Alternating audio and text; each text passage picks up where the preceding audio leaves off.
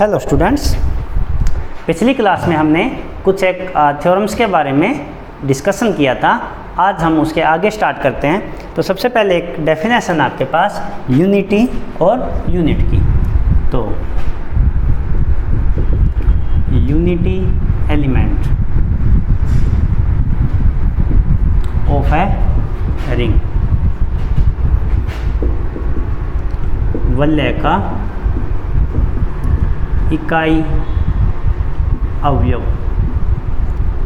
वलय का इकाई अवयव क्या होता है? Unity element of a ring. तो अगर आप यूनिटी एलिमेंट की बात करोगे तो मान लिया कि let R be a ring, then the multiplicative identity is called unity element of R. Let R be a ring, then the multiplicative identity is called unity element of R. मतलब क्या है इसका? कि मान लिया कि माना R एक वलय है, तो R में गुणात्मक तत्समक अवयव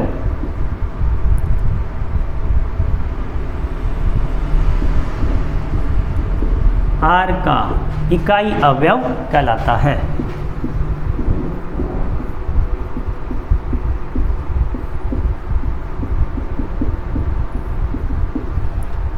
मान लिया R कोई भी एक रिंग है, तो R में जो गुणात्मक तत्समक अवयव होता है उसे R का इकाई एलिमेंट कहते हैं या यूनिट एलिमेंट कहते हैं। अब अगर हम यूनिट की बात करें, यूनिट, ये अब ये बात की हमने यूनिटी, दोनों में डिफरेंस है, यूनिट एंड यूनिटी, थोड़ा सा ध्यान रखना। यूनिटी आपके पास है मल्टीप्लिकेटिव आइडेंटिटी, और आपने ये ग्रुप थ्योरी में पढ़ा था कि अगर किसी बाइनरी ऑपरेशन के लिए आइडेंटिटी एलिमेंट एग्जिस्ट करता है तो वो यूनिक होता है। इसका मतलब यूनिटी एलिमेंट इकाई अवयव है, वो किसी भी वलय में अगर उपस्थित है तो वो एक ही होगा। ठीक है, एक ही होगा, मतलब यूनिक होगा। ठीक है, यूनिट की अगर बात करें, इसको हम बोलेंगे एक एक अवयव, यूनिट एलिमेंट या एक एक अवयव। तो मान लिया कि let R be a ring, then unit element, then the element of R which have multiplicative inverse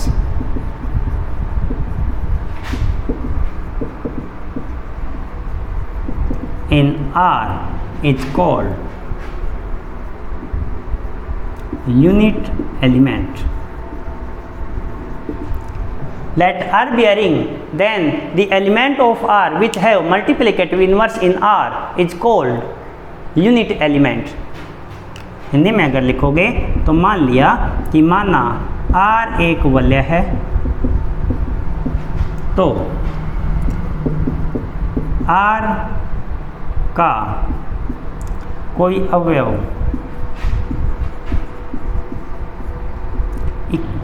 एकक अवयव कहलाता है।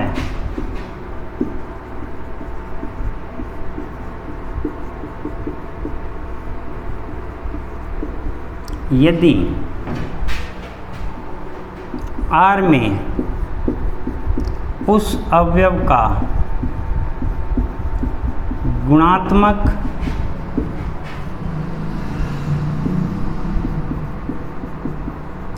प्रतिलोम विद्यमान हो। अगर आपके पास कोई भी एक एलिमेंट है R का, तो उसको हम एकक अवयव बोलेंगे अगर उसमें उस एलिमेंट का गुणात्मक प्रतिलोम विद्यमान हो। जैसे अगर हम एग्जाम्पल की बात करें तो set of rational number plus और मल्टीप्लाई के लिए एक रिंग बनती है, तो इसमें जो यूनिटी होगा, इकाई अवयव होगा, वो आपके पास होगा 1, और जो यूनिट्स होंगे वो आपके पास होंगे 1 और -1। जेड में दो ऐसे अवयव हैं जिनका गुणात्मक प्रतिलोम एग्जिस्ट करता है, ऐसे दो एलिमेंट्स हैं जिनका मल्टीप्लिकेटिव इन्वर्स है वो एग्जिस्ट करता है। इसी टाइप से अगर आप Q की बात करो, set of rational number plus और मल्टीप्लाई के लिए एक रिंग बनती है, तो इसमें जो यूनिटी एलिमेंट होगा, यूनिटी इकाई अवयव, वो तो आपके पास एक होगा, और अगर इसमें यूनिट्स की बात करो तो इसमें पूरा का पूरा Q नोट होगा। Q नोट का मतलब सेट ऑफ रेशनल नंबर में से 0 को हटा दिया, मतलब सिर्फ 0 का मल्टीप्लिकेटिव इन्वर्स एग्जिस्ट नहीं करेगा, इसके अलावा हर एक नॉन जीरो रेशनल नंबर का मल्टीप्लिकेटिव इन्वर्स है वो एग्जिस्ट करेगा। हर अशून्य परिमेय संख्या का गुणात्मक प्रतिलोम विद्यमान होगा। इसी प्रकार से अगर हम मैट्रिक्सेज की बात करें, MNR है, ये भी आपके पास प्लस और मल्टीप्लाई के लिए एक रिंग बनती है। इसमें अगर मैं यूनिटी एलिमेंट की बात करूं, यूनिटी एलिमेंट है, इकाई का जो अवयव है वो आपके पास होगा identity matrix IN। N cross N की जो इकाई मैट्रिक्स होती है, जो यूनिट मैट्रिक्स होती है, उसको हम इस रिंग का इकाई अवयव बोलेंगे। और इसमें अगर हम यूनिट्स की बात करें तो वो सारी मैट्रिक्स आ जाएंगी सच दैट डिटर्मिनेंट ऑफ ए वो 0 ना आए। ठीक है, कोई भी आपके पास मैट्रिक्स है जिसका डिटर्मिनेंट 0 ना हो तो उसका इन्वर्स है वो एग्जिस्ट करेगा, मल्टीप्लिकेटिव इन्वर्स एग्जिस्ट करेगा, तो हम बोलेंगे कि वो एक यूनिट होगा। ठीक है, तो उन सभी मैट्रिक्स को हम यूनिट बोलेंगे जिनका डिटर्मिनेंट नॉन जीरो हो। ठीक है, डिटर्मिनेंट जानते होंगे, डिटर्मिनेंट क्या होता है। अगर हम ज्योमेट्रिकली देखें तो डिटर्मिनेंट, अगर n क्रॉस n की बात करते हैं, n क्रॉस n की एक मैट्रिक्स की, तो determinant of A matrix is a volume of n dimensional parallelepiped. जो n डायमेंशनल जो पैरेललोपाइप्ड का मतलब जैसे 2D में अगर बात करें तो समानांतर चतुर्भुज, 3D में बात करें तो उसको आप उस टाइप से घनाभ की तरह थोड़ा सा सोच सकते हो। तो जो भी n डायमेंशनल पैरेललोपाइप्ड होता है उसका वॉल्यूम होता है n क्रॉस n की मैट्रिक्स का जो डिटर्मिनेंट है वो। और अगर हम इसको फंक्शन फॉर्म में पढ़ें कि डिटर्मिनेंट को अगर हम फंक्शन के हिसाब से पढ़ें तो determinant is an dimensional alternating function. n dimensional alternating function होता है। अल्टरनेट का मतलब जैसे भी आप उसकी दो पंक्ति या उसके दो स्तंभ को चेंज करते हो तो उसमें माइनस का साइन हर बार आता जाएगा, एक बार प्लस, एक बार माइनस, एक बार प्लस, एक बार माइनस, तो अल्टरनेट ये साइन चलते रहेंगे। ठीक है, इसी टाइप से डिटर्मिनेंट को आप लोगों ने पढ़ा होगा, या नॉर्मल डेफिनेशन दें तो कोई भी एक आपके पास n क्रॉस n की मैट्रिक्स है, उसके लिए एक नंबर एसोसिएट होगा, उस नंबर को हम इसका डिटर्मिनेंट बोलते हैं। तो ज़्यादा डिटेल में नहीं जाना क्योंकि हम मैट्रिक्स नहीं पढ़ रहे अभी। ठीक है, तो इसके बाद थ्योरम स्टार्ट करते हैं। तो इन दो आपके पास डेफिनेशन है जिसका हम आगे यूज करेंगे।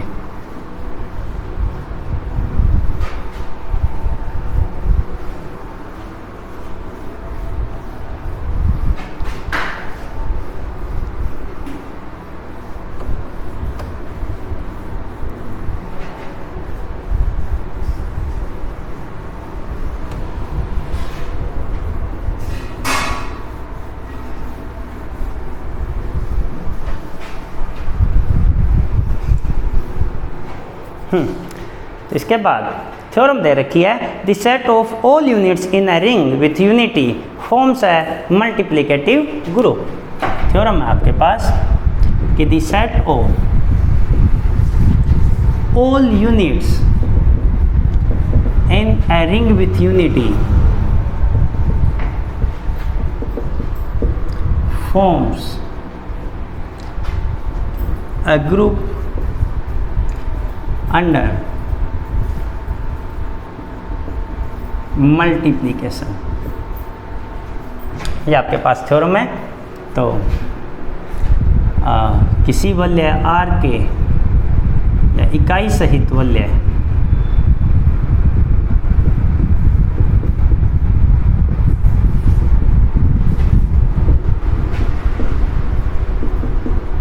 आर के एकक अवयवों का समुच्चय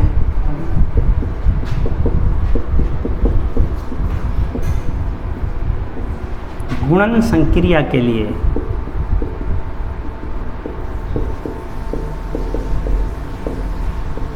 एक समूह का निर्माण करता है।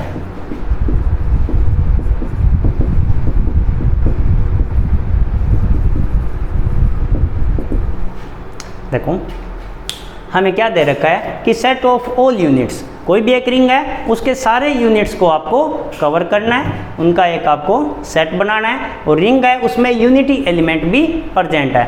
अब अगर आप देखोगे यूनिटी एलिमेंट है, इसका मतलब वो खुद का इन्वर्स होता है, क्यों हमने ग्रुप थ्योरी में ये पढ़ा था कि अगर कोई भी आपके पास आइडेंटिटी एलिमेंट होता है तो उसका इन्वर्स वही होता है। आइडेंटिटी एलिमेंट है वो स्वयं का इन्वर्स होता है, सेल्फ इन्वर्स होता है। ठीक है, तो आपको ये बताना है कि अंडर मल्टीप्लिकेशन गुणन संक्रिया के लिए वो एक ग्रुप बनाते हैं। तो मान लिया हमने, माना समुच्चय S A belongs to R such that A inverse belongs to R। ठीक है, S है उसमें R के वो एलिमेंट आ रहे हैं जिनका इन्वर्स भी R में है, या इसको हम भाषा में लिखना चाहो तो ये भी लिख सकते हो कि माना S R के एकक अवयवों का समुच्चय है। Let S be a set of all units of R। मान लिया कि S है वो R के यूनिट्स का एक सेट है। ठीक है, यहाँ तक। अब अगर आपको ग्रुप प्रूफ करना है कि ये एक ग्रुप होगा तो हमें सबसे पहले ये दिखाना पड़ेगा कि ऐसा वो नॉन एम्प्टी होगा, क्यों ग्रुप की डेफिनेशन में जो सबसे पहली चीज़ है वो आपके पास सेट का नॉन एम्प्टी होना ज़रूरी है। अब 1 बिलोंग्स टू R, 1 है वो R में है क्योंकि ये गिवन है, ये क्वेश्चन में दिया गया है कि R में यूनिटी एलिमेंट प्रेजेंट है। अब अगर R में यूनिटी एलिमेंट प्रेजेंट है इसका मतलब कि वो खुद का इन्वर्स भी होगा। इसका मतलब तथा 1 स्वयं का इन्वर्स होता है, 1 इज सेल्फ इन्वर्स, या एक स्वयं का प्रतिलोम होता है। अब अगर ये स्वयं का प्रतिलोम है इसका मतलब ये यूनिट एलिमेंट है, तो यहाँ से हम बोल सकते हैं कि 1 बिलोंग्स टू S। 1 है वो S का एक एलिमेंट होगा, और अगर S में एक एलिमेंट आ गया इसका मतलब S है वो एम्प्टी सेट नहीं होगा, S है वो रिक्त समुच्चय नहीं है। यहाँ से हम ये बोल सकते हैं कि S में कम से कम एक एलिमेंट विद्यमान है। अब हम आगे चेक करेंगे, मान लिया कि माना AB बिलोंग्स टू S, मान लिया कि S में 2 एलिमेंट हैं। यहाँ तक बात समझ में? हमने मान लिया कि A और B 2 एलिमेंट हैं वो S में हैं। अब अगर 2 एलिमेंट S में हैं इसका मतलब कि इनका मल्टीप्लिकेटिव इन्वर्स भी एग्जिस्ट करता है R में, which implies then there exist CD belongs to R such that A into C equal to 1 equal to CA and BD equal to 1 equal to DB। परिभाषा यही है कि कोई भी एलिमेंट S में कब आएगा, जब उसका गुणात्मक प्रतिलोम या वो एलिमेंट है वो यूनिट हो, और यूनिट होने का मतलब क्या है कि उसका गुणात्मक प्रतिलोम है वो R में होना चाहिए। अगर मैं A और B S में मान रहा हूँ इसका मतलब R में भी ऐसे 2 एलिमेंट मिलेंगे जो इनके गुणात्मक प्रतिलोम होंगे, मल्टीप्लिकेटिव इन्वर्स होंगे। तो A को अगर मैं मान लूँ कि C का इन्वर्स है और B है वो D का इन्वर्स है, तो AC equal to 1 equal to CA and BD equal to 1 equal to DB। अब अगर आपने थोड़ा बहुत याद हो, छोटी सी चीज़ पे ध्यान दो कि अगर आपको ग्रुप प्रूफ करना है तो हमें 4 चीज़ें चाहिए। सबसे पहली क्लोजर, दूसरी सहचर्यता, तीसरी तत्समक अवयव और चौथी प्रतिलोम। ग्रुप प्रूफ करने के लिए 4 चीज़ें आपके पास होनी चाहिए: क्लोजर, एसोसिएटिव, आइडेंटिटी, इन्वर्स। तो हमें एक चीज़ का आपको पता होगा कि 1 है वो इसमें आ चुका है, इसका मतलब आइडेंटिटी एलिमेंट इसमें प्रेजेंट है, कोई दिक्कत नहीं है। अब अगर आपके पास कोई भी एलिमेंट है, R अगर आपके पास एक रिंग है, इसका मतलब गुणा की संक्रिया उसमें साहचर्य है, और अगर गुणा की संक्रिया R में साहचर्य है तो उसके हर एक उप समुच्चय में साहचर्य होगी। तो S है वो R का ही एक सबसेट है, और अगर वो R में एसोसिएटिव है, इसका मतलब वो S में भी एसोसिएटिव होगी। तो 4 प्रॉपर्टी में से 2 प्रॉपर्टी हम सीधा यूज कर सकते हैं। पहला यहाँ पे हमने कर लिया कि 1 है वो S में है क्योंकि 1 सेल्फ इन्वर्स है, और R में अगर कोई ऑपरेशन साहचर्य है, एसोसिएटिव है, तो वो S में भी एसोसिएटिव होगा। अब हमें क्या सिद्ध करना है कि सिर्फ आपको ये दिखाना है कि ये क्लोज होगा और इसमें हर एलिमेंट का इन्वर्स भी एग्जिस्ट करेगा। अब अगर हम बात करें इन्वर्स की, तो अगर A है वो यूनिट है तो AC = 1 = C है, और यहाँ से हम ये भी बोल सकते हैं कि C भी एक यूनिट है। तो A का इन्वर्स अगर C था तो C है वो यूनिट है, और अगर यूनिट है तो वो S में आएगा, तो हर एलिमेंट का इन्वर्स भी S में प्रेजेंट होगा। तो हमारे पास प्रूफ करने के लिए क्या बचा? सिर्फ क्लोजर प्रॉपर्टी। अगर A और B S में है तो आपको ये दिखाना है सिर्फ कि A गुणा B है वो भी S में होगा, आपका प्रूफ कंप्लीट हो जाएगा। तो जब भी आप थ्योरम प्रूफ करते हो तो आपको ये पता होना चाहिए कि आपको क्या दिया गया है और आपको क्या प्रूफ करना है। अगर ये 2 चीज़ें आपको पता है तो आप थ्योरम आराम से प्रूफ कर सकते हो। यहाँ पे हमें दिया गया था कि ऐसा वो सेट ऑफ ऑल यूनिट्स है। अगर वो सेट ऑफ ऑल यूनिट है तो आइडेंटिटी भी उसमें आ गया, एसोसिएटिव भी उसमें आ गया, क्योंकि R का प्रॉपर्टी है वो तो सेट इंडिपेंडेंट प्रॉपर्टी है, और इन्वर्स भी आ गया क्योंकि A अगर आपके पास यूनिट है, इसका मतलब उसका इन्वर्स एग्जिस्ट कर रहा है, और उसका इन्वर्स एग्जिस्ट कर रहा है तो इन्वर्स भी क्या होगा? यूनिट। तो 3 प्रॉपर्टी तो आपके पास हो गई 4 में से, सिर्फ एक प्रॉपर्टी प्रूफ करनी बची है, वो आपके पास है क्लोजर प्रॉपर्टी। तो उसको हम स्टार्ट करते हैं। तो हमें यह प्रूफ करना है कि A भी S में होगा। अब टू प्रूफ सिद्ध करते हैं, या सीधा लिख सकते हो कि या क्लोजर प्रॉपर्टी समर्थता A और B इसमें है, तो A डॉट बी को अगर C और D R में है तो ये क्लोजर होता है, क्लोज है तो D इंटू C भी इसमें होगा।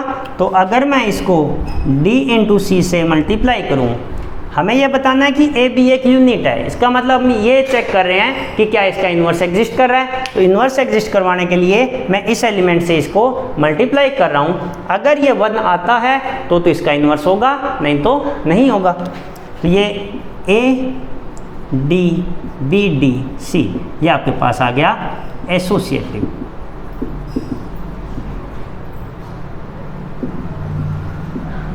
बाय एसोसिएटिव, साहचर्यता से।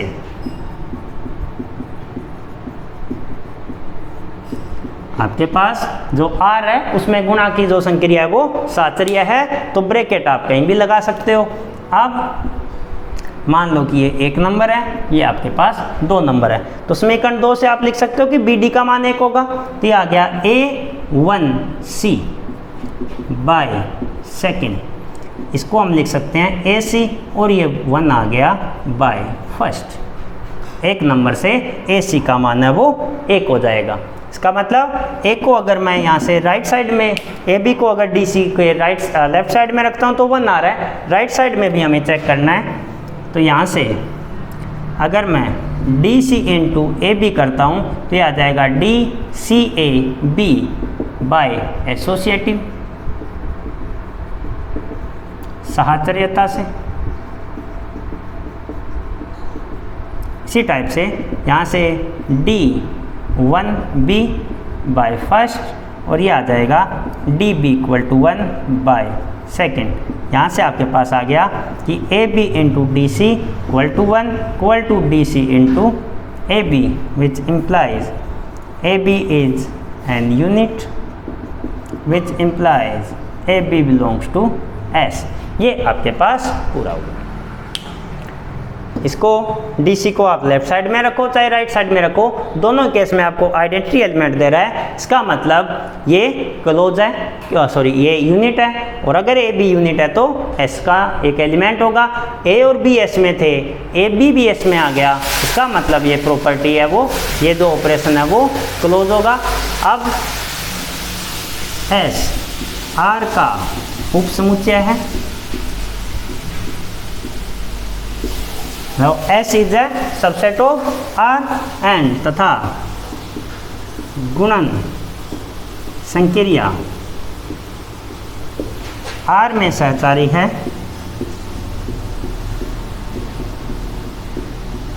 अतः S में भी सहचारी होगी, ये S में भी सहचारी होगी। अब आपके पास दो चीज़ें आ गई है। तीसरा तत्समक अवयव, वो हम शुरू में बता सकते हैं। अब आपके पास आता है इनवर्स एलिमेंट। तो अगर इनवर्स की बात करेंगे तो थोड़ा सा रब कर देता हूं मैं यहाँ से।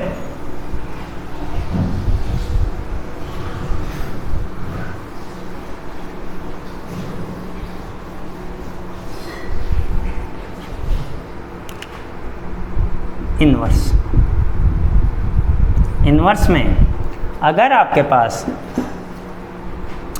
माना A belongs to S, A S में, इसका मतलब A क्या unit, imply then there exist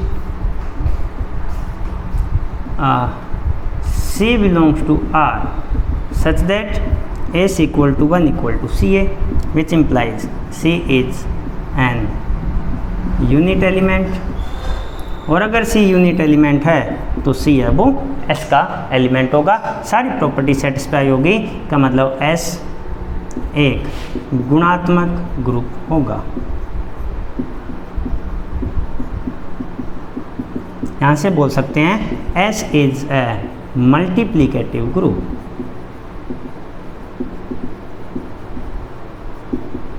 ठीक है, तो ये आपके पास छोटा सा प्रूफ था।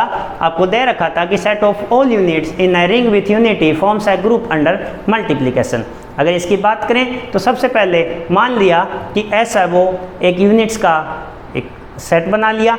अगर यूनिट्स का सेट है, इसका मतलब 1 तो इसमें होगा, क्योंकि 1 क्या होता है सेल्फ इनवर्स, और 1 R में है और R का यूनिट भी है। अगर यूनिट है तो S में होगा, अगर 1 S में हो गया तो S नॉन एम्प्टी होगा। S अगर नॉन एम्प्टी है तो हमारी जो ग्रुप सिद्ध करने के लिए पहली रिक्वायरमेंट होती है कि आपके पास नॉन एम्प्टी सेट हो गया, वो पूरी होगी। इसके बाद आपको यहाँ से रब कर दिया मैंने। इसके बाद आपको 4 चीज़ें चेक करनी थी, closure, associative, identity and inverse. तो आइडेंटिटी आपने यहीं पे प्रूफ कर दिया। स्टार्टिंग में आप बता चुके हो कि 1 S में है, लो तत्समक तो उसमें विद्यमान हो गया।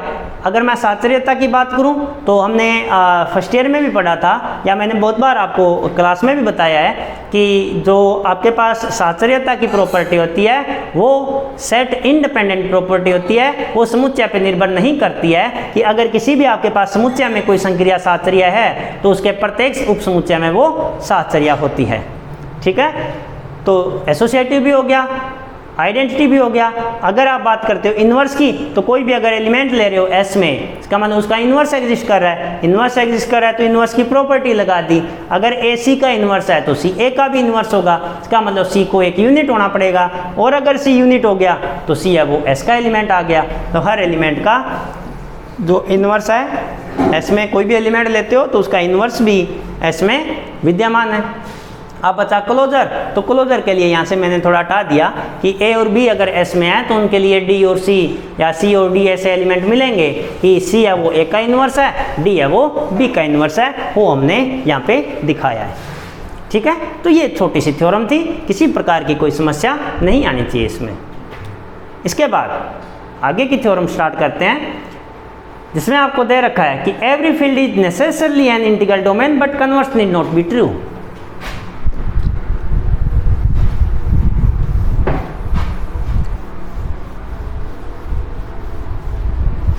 के बाद जो आगे की थ्योरम है उसमें ये बोला गया है कि आपके पास अगर कोई फील्ड है तो वो एक इंटीग्रल डोमेन होता है, पर इसका कन्वर्स है वो सही होना आवश्यक नहीं है।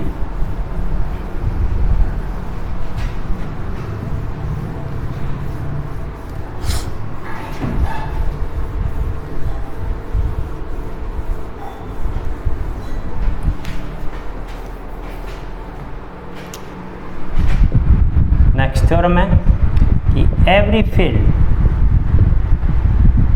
Is an integral domain but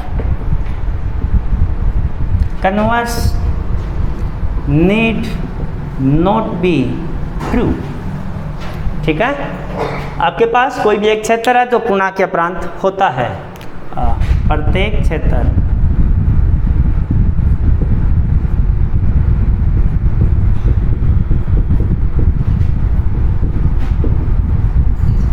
पूर्णांक या प्रांत होता है, परंतु विलोम सत्य नहीं है। परंतु इसका जो विलोम होगा वो सत्य नहीं होगा। तो स्टार्ट करते हैं प्रूफ। माना F एक क्षेत्र है, लेट F बी है फील्ड।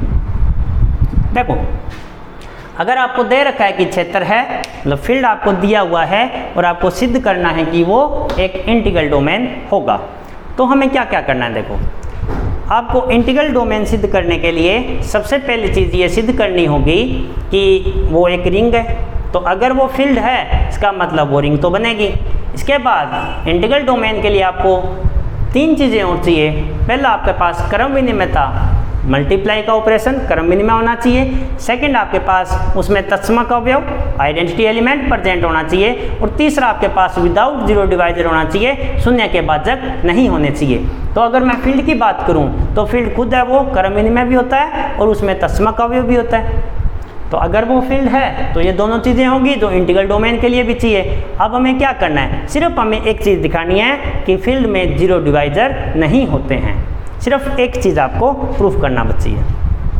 तो अतः एक क्षेत्र है, तो प्रत्येक क्षेत्र क्रम विनिमय तत्सम की वलय होता है, वलय होता है। एवरी फील्ड इज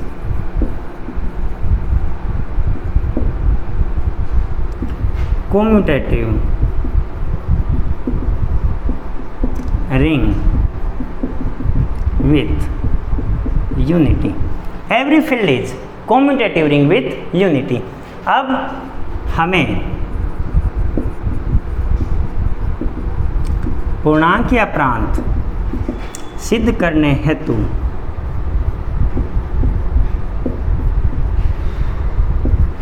करने के लिए दर्शाना होगा कि F में शून्य भाजक विद्यमान नहीं है। To prove integral domain we show that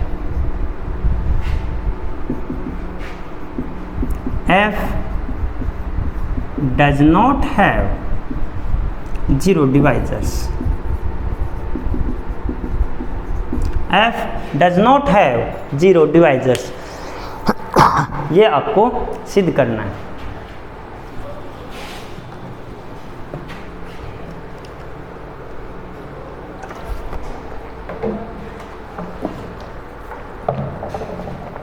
ये आपको सिद्ध करना है। तो जीरो डिवाइजर के लिए आपको ये दिखाना पड़ेगा, मतलब अगर जीरो डिवाइजर नहीं है इसका मतलब दो संख्याओं का गुणा जीरो तभी आ सकता है जब उसमें से कम एक संख्या जीरो हो। ठीक है, तो मान लिया कि माना A बिलोंग्स टू F एक अशून्य अवयव है।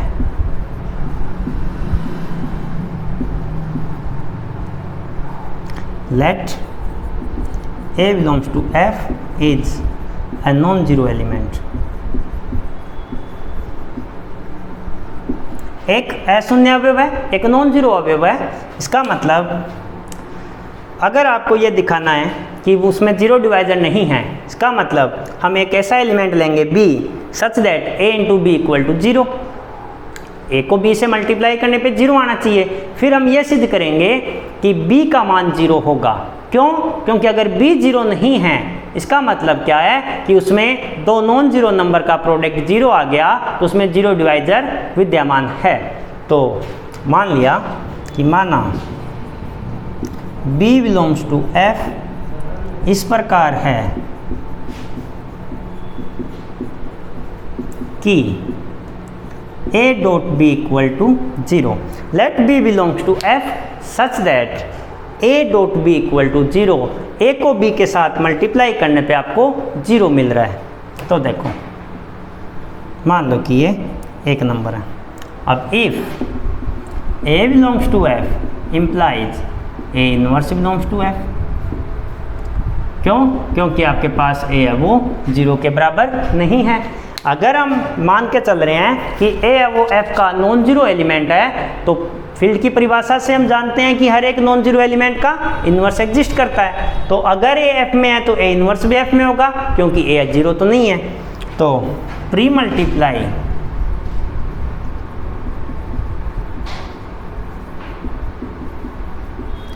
Bye A inverse in equation first. समीकरण एक में A इनवर्स से पूर्व गुणन करने पर अगर आप इसमें A इनवर्स से पहले गुणा करते हो तो आपको क्या मिलेगा? A inverse into A B equal to A inverse B, A inverse dot zero. अब अगर यहाँ से देखोगे तो आपके पास आएगा A inverse A B equal to zero. ये साहचर्यता का हमने यूज किया है, एसोसिएटिविटी, क्योंकि ब्रैकेट शिफ्ट हो गया। अब राइट हैंड साइड में हमने जो सबसे पहली थ्योरम पढ़ी थी कि A dot zero for all A belongs to R, तो उस चीज़ का हमने यूज किया। अब A इनवर्स A तो 1 होता है, 1 dot B equal to zero which implies B equal to zero. B का मान जीरो आ गया, तो दो नंबर का प्रोडक्ट जीरो तभी आ सकता है जब उसमें से एक नंबर जीरो हो। इसका मतलब F में शून्यभाजक विद्यमान नहीं है। अगर उसमें जीरो डिवाइजर नहीं है, इसका मतलब F एक पूर्णांकीय प्राण होगा। ये आपके पास सिद्ध हो गया। अगर हम इसको क्षेत्र लेके चलते हैं तो पूर्णांकीय प्राण हो गया। अब आपको इसका सेकंड पार्ट बताना है कि इसका कन्वर्स है वो ट्रू नहीं है। मतलब कि अगर कोई इंटीग्रल डोमेन है तो उसका फील्ड होना आवश्यक रूप से सत्य नहीं है। तो अगर हम कन्वर्स की बात करें तो कन्वर्स में हम एक एग्जांपल दे सकते हैं, जैसे z प्लस मल्टीप्लिकेशन एक पूर्णांकीय प्रांत है, परंतु क्षेत्र नहीं है। और क्षेत्र क्यों नहीं है? क्योंकि दो तो आपके पास z में है, पर दो का जो इन्वर्स 1/2 होता है वो z में नहीं होता। मतलब कि इसमें आपको एक ऐसा एलिमेंट मिल गया जिसका इन्वर्स है वो z में नहीं है। इसका मतलब प्रत्येक अशून्य संख्या का अवयव इसमें विद्यमान नहीं है। कुछ का हो सकता है, जैसे +1 का भी होगा, -1 का भी होगा, तो सिर्फ दो एलिमेंट का इसमें इन्वर्स मिल रहा है, बाकी किसी एलिमेंट का नहीं मिल रहा। इसका मतलब ये आपके पास एक फील्ड नहीं हो सकता, ये सिर्फ इंटीग्रल डोमेन होगा। ठीक है, समझ में आ गई होगी थ्योरम। किसी भी प्रकार की कोई दिक्कत हो तो आप चैट के थ्रू मेरे से कॉन्टेक्ट कर सकते हो, आपको सॉल्यूशन बता दिया जाएगा। ठीक है, तो तो कोई भी लाइन, देखो थ्योरम को पढ़ के आप सिर्फ इतना जज अगर कर पाते हो कि थ्योरम में आपको क्या दे रखा है और आपको क्या सिद्ध करना है और उन दोनों के बीच में क्या रिलेशन है, तो आप इजीली प्रूफ कर पाओगे। जैसे हमें फील्ड दे रखा था और इंटीग्रल डोमेन सिद्ध करना था, तो क्रम विनिमय तत्सम की वैल्यू तो हमें दे दिया और इंटीग्रल डोमेन के लिए ये चीज़ चाहिए और सिर्फ आपको प्रूफ करना था कि इसमें जीरो डिवाइजर नहीं है, वो हमने प्रूफ कर दिया कि जीरो डिवाइजर नहीं है। सिर्फ एक प्रॉपर्टी आपको प्रूफ करनी थी, ठीक है। तो इस चीज़ का ध्यान रखना कि जो आपको दे रखा है आप उसका यूज किस टाइप से करते हो, ये सबसे ज़रूरी है कोई भी अगर आप थ्योरम प्रूफ कर रहे हो उसके लिए। आई बात समझ में? अब आगे की जो थ्योरम्स हैं उन पे हम अगली क्लास में चर्चा करेंगे कि अब 3-4 थ्योरम और बचे हैं इसमें, और उसके बाद कुछ एग्जाम्पल है और फिर इसके क्वेश्चंस आएंगे। तो आसान चैप्टर है और ये चैप्टर लगभग आपकी यूनिट कवर कर देता है। सेकंड पार्ट भी इसमें है, वो भी हम पूरा पढ़ेंगे, पर यहाँ से लगभग काफ़ी वेटेज का मतलब पेपर रहता है। क्यों? क्योंकि जैसे आपने ग्रुप थ्योरी में देखा होगा कि ग्रुप के चैप्टर से ज़्यादा क्वेश्चन आते हैं, तो रिंग थ्योरी में ऑब्वियस है कि रिंग का इंट्रोडक्शन जहाँ पे दे रहे हैं, जहाँ पे हम रिंग के बारे में पढ़ रहे हैं, वहाँ से क्वेश्चन आते ही हैं, ठीक है। तो इसके बाद सेकंड जो आपका चैप्टर है सब रिंग, उसको भी हम पूरा पढ़ेंगे, मतलब छोड़ना कुछ नहीं है, कंप्लीट सिलेबस करना है हमें। तो यहाँ तक आपके पास 5 थ्योरम हमने कर लिया है, तो जो 6ठी थ्योरम है उसको हम फिर नेक्स्ट लेक्चर में स्टार्ट करेंगे। धन्यवाद।